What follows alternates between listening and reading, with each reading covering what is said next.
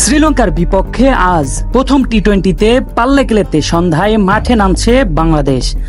আজ শ্রীলঙ্কার বিপক্ষে 3 ম্যাচ সিরিজের প্রথম টি-20 ম্যাচে মাঠে নামছে বাংলাদেশ জাতীয় ক্রিকেট দল। ম্যাচটি অনুষ্ঠিত হবে পাল্লেকেলের আন্তর্জাতিক ক্রিকেট স্টেডিয়ামে। শুরু হবে বাংলাদেশ সময় সন্ধ্যা 7:30 সাম্প্রতিক সময়ে টেস্ট ও ওয়ানডে বাজে পারফরমেন্সের পর এবার স্বরূপে ফেরার প্রত্যয় নিয়েই মাঠে নামছে টাইগাররা। টি-20 ফরম্যাটে বাংলাদেশ বরাবরের মতোই তুলনামূলক ভালো করে থাকে, তাই এই সিরিজকে ঘিরে দল ও সমর্থকদের মধ্যে রয়েছে বাড়তি প্রত্যাশা।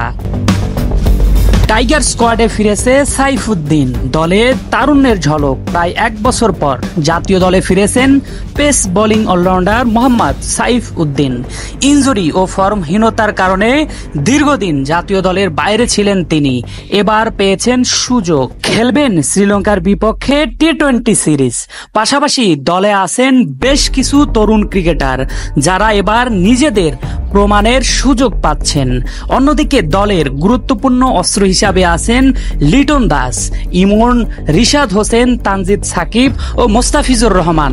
তাদের ফর্ম এই সিরিজের ভাগ্য নির্ধারণে গুরুত্বপূর্ণ ভূমিকা পালন করবে। প্রতিপক্ষ হিসাবে পরিচিত দলের সিনিয়র ক্রিকেটাররা যেমন কুশল মেন্ডিস, ধনঞ্জয়া দি সিলভা, তেমনি রয়েছেন কয়েকজন তরুণ প্রতিভাবান ক্রিকেটার যারা এই ফরম্যাটে আগ্রাসী ক্রিকেট খেলতে পারদর্শী। সিরিজের প্রথম ম্যাচে জিতে শুরুটা ভালো করাই দুই দলের লক্ষ্য। এই ম্যাচ দিয়েই শুরু হবে আসল লড়াই। ক্রিকেট ভক্তদের জন্য আজ রাত হতে চলেছে উত্তেজনায় ভরপুর। টাইগাররা কি পারবে লঙ্কানদের মাটিতে জয় দিয়ে সিরিজ শুরু করতে? উত্তর মিলবে সন্ধ্যা 7:30 মাঠের খেলায়।